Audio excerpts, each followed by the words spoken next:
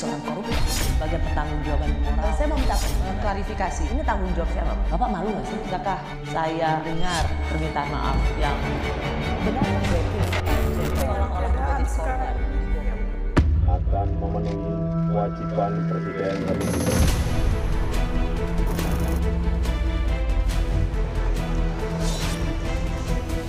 Siapa yang membawa Jokowi ke Jakarta? Saya membawa ke Jakarta dari Solo untuk jadi gubernur. Apa kurangnya saya coba? Saya bawa ke Jakarta. Jokowi jadi presiden karena saya. Kan tanpa gubernur mana bisa jadi presiden?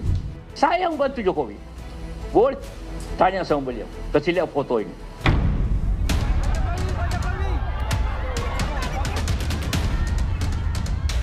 Bahwa kemenangan Joko Widodo sebagai Presiden Republik Indonesia adalah hasil dari kehendak dan kepercayaan rakyat Indonesia.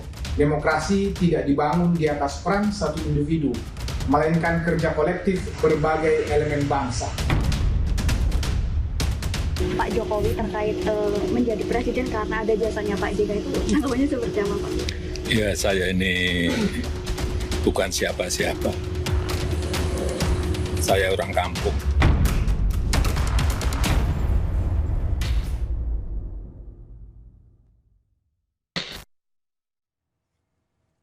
Selamat malam saudara. Program Rosi kembali hadir ke hadapan Anda dan kali ini giliran saya, Friska Clarissa yang akan memandu diskusi. Dalam sebulan terakhir, beragam kontroversi menyeret nama Wakil Presiden ke-10 dan ke-12 RI, Yusuf Kala. Mulai dari polemik ijazah Jokowi, laporan hukum terkait dugaan penistaan agama, hingga tudingan kredit perusahaan yang mencapai puluhan triliun rupiah.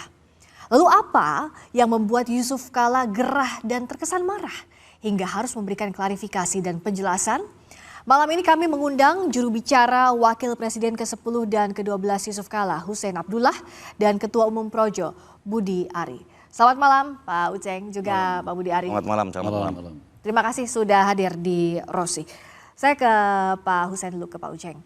Dari konferensi pers 18 April lalu, kita melihat Pak JK tampak gerah dan marah. Kenapa? Sebenarnya beliau ingin menyampaikan suatu pesan yang kuat atau meyakinkan publik ya bahwa selama ini kan dia kesannya merasa dipojokkan, seolah-olah tidak berterima kasih kepada Pak Jokowi atau tidak tahu berbalas budi, sehingga muncullah macam-macam ini. Tapi itu di tataran sosial media terutama ya, atau pendukung-pendukung yang kita tidak tahu apakah terorganisir atau tidak, lepasan begitu kan. Nah inilah yang coba dijelaskan secara meyakinkan oleh Pak JK. Nah di mana sebenarnya masalah ini Pak JK tidak pernah menyampaikan secara terbuka, karena beliau bagaimanapun sebagai mantan wapres Pak Jokowi, beliau sangat respek dan menghormati Pak Jokowi. Sehingga ada hal-hal yang tidak perlu dikemukakan secara publik. Tapi karena merasa sudah terdesak dan ya tentu namanya juga manusia, Pak JK kan bukan malaikat. Pasti punya batas-batas kesabaran juga. Sehingga mengemukakan supaya orang tahu bahwa ini loh posisi saya kepada Pak Jokowi itu, peranan saya ini. Saya di awal itu yang mengajak Pak Jokowi untuk dicalonkan menjadi gubernur DKI pada saat itu. Itu 2011-2012. Dan memediasi kepada Ibu Mega, membujuk ya dalam tanda kutip, sehingga meyakinkan Ibu bagaimana kemudian memang memberi tempat kepada Pak Jokowi yang waktu itu wali kota Solo. Jadi ada ada bagian yang memang menjadi bagian Pak JK itu yang cukup penting lah buat karir politik Pak Jokowi ke depannya. Nah seperti yang saya katakan di beberapa kesempatan, ibarat konstitusi kan ada pembukaannya, ada batang tubuh. Bagian Pak JK itu di pembukaan, dan beliau memang cukup berperanan di situ. Bagaimana mengajak dan melihat sosok Pak Jokowi itu seorang pemimpin visioner dari daerah, rendah hati, sederhana, kemudian memang berhasil secara meyakinkan 2 periode mengembangkan atau memimpin kota Solo waktu itu. Sehingga menawarkan Pak Jokowi, kamu mau nggak jadi gubernur DKI? atau ikut pencalonan, kata Pak Jokowi dengan merendah ya, sebagaimana tradisi politik atau komunikasi politik beliau. Nah, saya tidak punya uang Pak, saya orang daerah lah kayak gitu kan. Pak JK bilang kamu ndak usah pikirkan itu, nanti kita support karena punya visi lah yang bisa dikembangkan di DKI. Akhirnya berkembang dan betul Pak JK kemudian mengurus dengan serius, intens berkomunikasi dengan Ibu Mega yang pada saat itu sebenarnya posisi Bowo Pak Fauzi itu sudah begitu kuat ya sebagai incumbent waktu itu dan menyapu bersih banyak partai. Yang tersisa memang PDIP dan kemudian ada Gerindra. Ya ada Gerindra. Nah setelah fix dengan Ibu Mega memberi ya udahlah kalau Pak Kala yakin, ditanyalah Pak JK sama Bu Mega. Saya ingat itu kata-kata yang biasa disebut Pak JK, Pak Kala yakin kita bisa menang dengan Pak Jokowi. Ya saya tidak memastikan Bu, tapi kalau kita kerjakan sama-sama bisa. Nah, oke Bu Mega. Lalu Pak Hasim Gerindra pun datang dengan membawa Pak Ahok, dipasangkan lah dan PDIP memang setuju dengan Pak Ahok itu. Jadi yang menarik, konferensi pers itu salah satu yang membuat Pak JK gerah, yang mendorong Pak JK menyampaikan konferensi pers adalah tudingan-tudingan di media sosial soal Pak Jokowi dan Pak JK, begitu? Ya sepertinya ingin mengungkapkan secara terbuka akhirnya setelah hampir 20 tahun atau dari 2011 sampai 2026 dia menyimpan rapat sebenarnya ini. Karena banyakkan mungkin anak-anak muda sekarang itu ibaratnya langsung melihat bunganya, tidak melihat siapa yang menanam barang ini. Nah kira-kira itulah Pak JK mencoba menarik ke belakang bahwa ini loh saya, apa kurang saya kepada Pak Jokowi. Apalagi selama 5 tahun mendampingi Pak Jokowi, luar biasa loh Pak JK sebenarnya juga mengatur ritme dengan Pak Jokowi. Sampai Pak JK menyampaikan termul, itu apakah ungkapan emosional karena dianggap diserang kehormatannya atau bagaimana? Iya, saya tidak bisa menafsir terlalu jauh ya, tapi menurut saya ada juga untungnya sebenarnya tidak menyebut secara spesifik, misalnya seperti katakanlah Projo atau Bara, itu kan nanti masalah lain lagi tuh. Jadi beliau lebih flat. Nah kalau dengan saudara-saudara kita Projo atau Bara atau apapun ya, itu kan kita bahu-membahu sebenarnya di kemudian harinya ketika Pak Jokowi pun maju sebagai capres, apalagi bersama. Nah kemudian Pak JK juga menyampaikan bahwa saya ini tidak ditunjuk oleh Jokowi menjadi pasangannya, tapi langsung oleh Ibu Mega. Jadi beliau sebenarnya secara politis tidak punya hutang politik ya, kalau kita lihat sepintas seperti itu. Karena Ibu Mega melihat Pak Jokowi masih muda, menjadi gubernur masih hampir 2 tahun lah, jadi butuh didampingin oleh seorang yang lebih senior dan Pak JK lebih tepat untuk itu.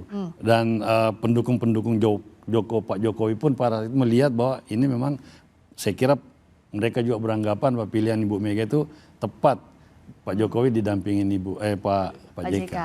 Dan apakah Pak Budi Ari dan pendukung Jokowi sepakat kalau bukan karena Pak JK, bisa saja jalan Pak Jokowi menuju kursi gubernur dan presiden belum tentu akan terbuka?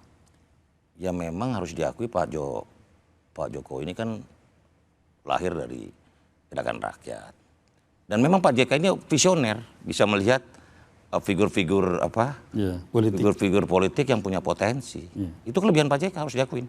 Sebagai tokoh politik senior, negarawan, dia lihat Pak Jokowi bisa nih jadi gubernur DKI. Dan memang dibuktikan dalam 2 tahun Pak Jokowi, 2 tahun kurang jadi gubernur, Pak Jokowi sudah melakukan banyak gebrakan-gebrakan yang signifikan untuk pengelolaan Jakarta. Sehingga rakyat berkehendak lebih, yaitu mendorong Pak Jokowi jadi capres di 2014. Dan memang pilihan dengan Pak JK itu bagian yang dalam hitungan-hitungan politik sangat tepat ketika itu. Pak Jokowi JK itu paling tepat di 2014. Dan itu sudah dibuktikan dengan segala keterbatasannya, karena partai kan kita kalah 2014. Betul. Partai cuma 36%. Begitu. Melawan koalisi besar. Melawan koalisi besar. Tapi kita bisa menang. Karena apa? Karena ada gerakan rakyat di situ. Dan 2014 itu adalah gerakan rakyat yang mengantar Pak Jokowi dan Pak JK jadi presiden dan wakil presiden. Nah, menurut saya di forum ini saya juga berharap nggak usah terlalu tidak terlalu perlu di perdebatan, apalagi judulnya Kompas ada apa dengan Jokowi JK. Justru itu untuk klarifikasi. Menurut saya nggak ada apa-apa. Pak Jokowi juga udah bilang dia orang kampung, dia rakyat. Makanya Pak Jokowi itu rakyat gitu loh. Makanya waktu 2014 saya ingat banget slogannya adalah Jokowi JK adalah kita. Jokowi adalah rakyat. Gitu loh. Dan Anda Jokowi sepakat, di hati rakyat, rakyat di hati Jokowi. dan Anda sepakat bahwa Pak JK lah yang berperan dalam itu? Ya Pak JK punya peran. Punya peran dalam pengertian dari gubernur gitu loh. Bahwa punya kontribusi gitu loh. Kontribusi, karena sebagai wapres pasangan kan nggak mungkin. Nggak memberi dampak elektoral gitu. Tetapi bahwa ini gerakan rakyat. Ini kan yang teman-teman sampaikan bahwa ini 2014 ini kan fenomena baru dalam politik nasional. Bagaimana seorang rakyat jelata bisa jadi presiden. Gitu loh. Kalau tadi kan Pak Uceng sudah bilang, kalau dengan Projo atau Bara itu ya kawan-kawan yang berjuang bersama. Ya 2014 kita berjuang bersama-sama. Nah kalau gitu yang cari gara-gara di media sosial Cibutermul itu siapa sih? Gini loh gini, saya nggak mau menyalahkan teman-teman gini loh, pendukung Pak Jokowi ini banyak, baik yang terorganisir maupun yang pribadi-pribadi, yang ekspresinya masing-masing karena kecintaan terhadap Pak Jokowi. Ya Pak Jokowi ini kalau ada apa-apa itu yang semua orang bisa bereaksi. Misalnya Pak Jokowi dihina, reaksinya bisa individual, bisa non organik dan sebagainya gitu loh. Tetapi maksud saya juga hormatin pikiran dan pendapat teman-teman di forum ini. Saya mau himbau, udahlah, jangan kita mengadu domba sesama pemimpin bangsa, tokoh-tokoh bangsa. Itu sudah disampaikan juga atau tidak ke orang-orang yang Anda beberapa saya sudah sampaikan. Jokowi? Beberapa saya sudah sampaikan. Dan di forum ini saya ingin sampaikan sekali lagi, nggak ada gunanya juga, ngapain sih? Urusan Republik ini masih banyak yang harus kita beresin. Kan sesuatu yang tidak berbeda, kenapa mesti kita pertentangkan? Begitu. Dan Anda juga, apa sikap jika setelah konferensi pers itu? Dengan tadi juga Pak Budiari bilang bahwa ya kalau dari Projo enggak, tapi memang ada orang-orang yang menyampaikan pendapatnya dengan cara seperti itu. Saya kira semua sudah jelas juga, clear, dan Pak JK sudah menyampaikan, sudah mengeluarkan apa yang harus diketahui secara publik oleh semua kita, termasuk pendukung-pendukung Pak Jokowi tadi, supaya paham posisinya Pak JK, wah kurang apa saya ini, kok digituin lagi kan. Nah itu saya kira udah nyampe. Dan Pak Budiari juga sudah mengemukakan bahwa untuk apa sih kita ribut-ribut ini. Iya kan. Jadi saya rasa barang ini sudah ketemu. Dan Pak JK sendiri sesudah jumpa pers kemarin itu lebih cooling down.